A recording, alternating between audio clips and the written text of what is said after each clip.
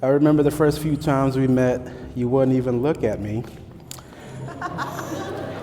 In the back then, I had hair.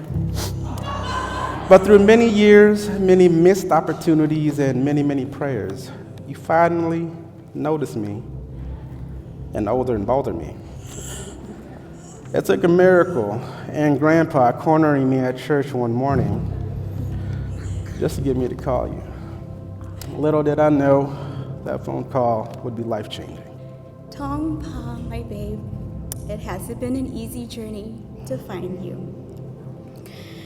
We both had our share of heartaches and loss in the past. But through it all, I am so blessed that it is you here with me. Today, I stand before you, our friends and family, as a living testament that God answers prayers. And He continues to pour out His favor when we surrender it all to Him. Even then, me being in the pursuit of a woman was out of my element. But you made it easy to fall in love. And I'm sure all the prayers that came in from the young adults after being found out at Rocky's Bistro after church were very helpful. As I think back to some of our conversations, we talked about it being the Lord's timing, and it was. Our two paths, yours took you around the world, and mine's taking me through the valley of the shadow of death, brought us right back here where we live 10 minutes apart from each other. It is through the Lord that I get to be with you. When I look at you, when I hear your voice, when I feel your touch, you are proof that the Lord answers prayers.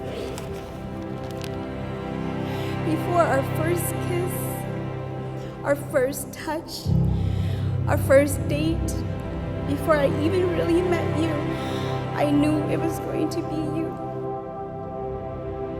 Standing up here next to me, I couldn't picture the church, or the dress, or even the flowers, but I pictured you. When Tong first called me and asked if I was interested in talking to a guy at church, I knew instantly. So when I heard your name, my heart skipped a beat. Then it began to race, and it hasn't stopped since. You see, for 2 years, I've kept a secret. Buried underneath some skepticism and a healing but a hopeful heart was a crush I had on you. I had been praying for us. When you finally called and asked to pursue me, I was overwhelmed with joy, but also scared. Scared because I knew it was time to love again. I wasn't sure I was ready. I wasn't sure I had what it took to try again. I wasn't sure I could trust my own instinct, but God was sure. He knew. These past few months have been nothing but amazing. There are so many things I love about you. I love how silly you can get. I love how you pray for us every morning.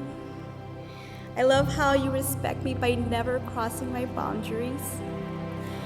I love how patient you are, especially when I'm quick to react. And I love how you love God. I promise to honor you today and always as my husband, my best friend, my life partner, and the father of our future children. I love you. You are the love of my life. I vow to love you, to cherish you, to appreciate you, and to never let a day go by where I am not reminded of how lucky I am that we have each other. I promise to always be there for you, to give you space to grow, and to treat you with kindness and respect for the rest of my life. Let me just sing that in.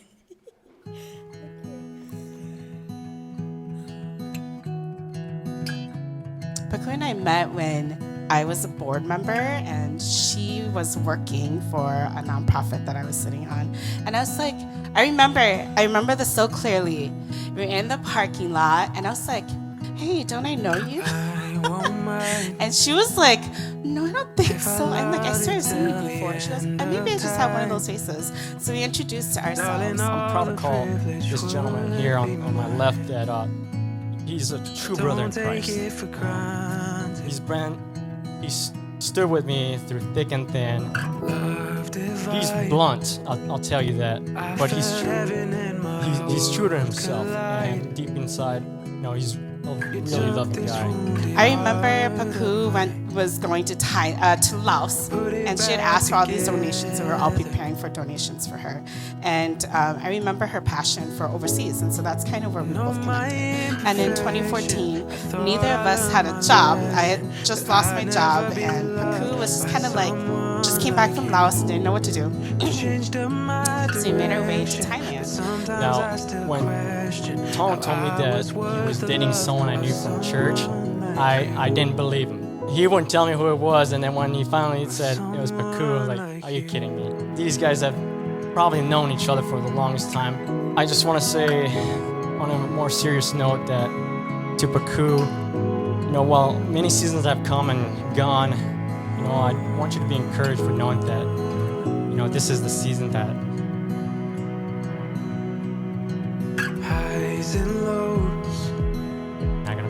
Ladies and gentlemen, I present to you Mr. and Mrs. Tong Pa. Tong, you may kiss goodbye.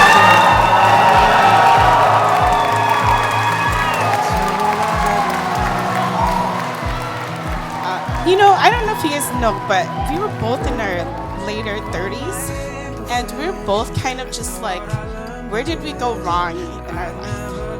I don't know if you get to meet us, you're just kind of like, I don't get why they're single. I don't know, you can ask all our friends. We both loved the idea of being single, but we both hated the idea of being single. I remember we laying on the bed and she would just start crying. She's like, I don't know why I'm crying. And like, it's because where we're at in our life. We never thought that at the age of 30 we'd still be single, no children, just trying to make our life work. When we came back, because we hit our 40s, we were both like, hey, when we turn 45, let's go back to Thailand. And I was like, okay. And she's like, best we get married, or, one of us gets married or something. And I was like, okay, cool. I'm rooting for you. And here we are at her wedding. I'm sad that we won't be going to Thailand together, moving to Thailand together. But God sure gave us opportunities to serve, and He will do that once again. So Tong, you better gear up. You're going in 2024, okay? And it couldn't have happened or better than today. And so, I'm very thrilled and happy for you guys. And I just want to ask everybody to please join me in raising your glasses as we toast to the bride and groom. Perfection. I thought I learned my lesson, that I'd never be loved by someone like you.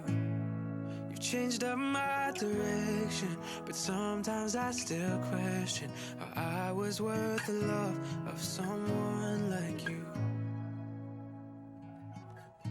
Of someone like you. I give you Mr. and Mrs. Tong Pa.